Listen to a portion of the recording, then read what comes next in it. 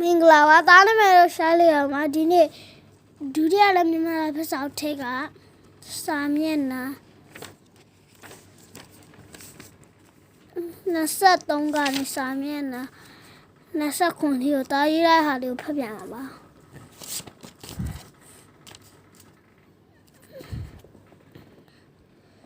ကာကြီးမိုးရာသီတွင်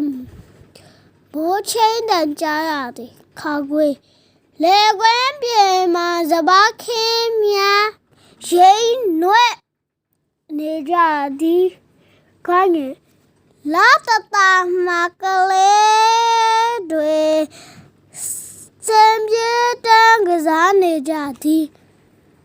ကာကြီးလေအဝှေ့တွင်မင်္ဂလေးများစိန်လန်းနေကြသည်ငါမဲဖယားပွဲပြန်ပသိမ်ထီဝယ်လာပေသေးငါညိုထွေးနဲ့ကိုလေးကြပြညိုထွေးနဲ့ကိုလေးလာစမ်းတာတဲ့ညာချမ်းခါကာစဲညိုထွေးရာဆိုတဲတာတဲ့ကိုလေးချိုအေးတန်တီကျွေးဝါဖွေးတဲ့ဘိုးလာမမိုးမြပြုံးရရောက်မမုံပေါင်လေးနုချွဲစုရောပါပဲဒီကြရလေးရဲလို့ဆရာတော့အောင်းနိုင်တက်ကူပဲဖြစ်ပါတယ်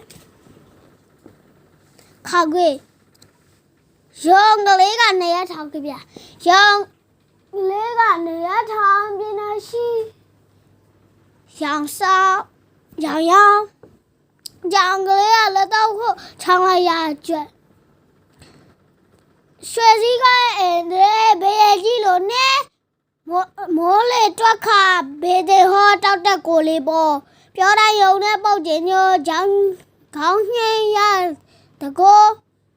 ရွှေကြီးညိုတာပါလှဧည့်သည်လာပါစဒီဗီဒီယိုလေးရေးလို့တင်မွေးဖြစ်ဒီဗီဒီယိုလေးကိုအစားဆုံးကြည့်ရှုလို့အများကြီးကျေးဇူးပါထား YouTube channel လေးကိုလည်း like and subscribe လေးလုပ်ပေးကြတာတောင်းဆိုပါတတာ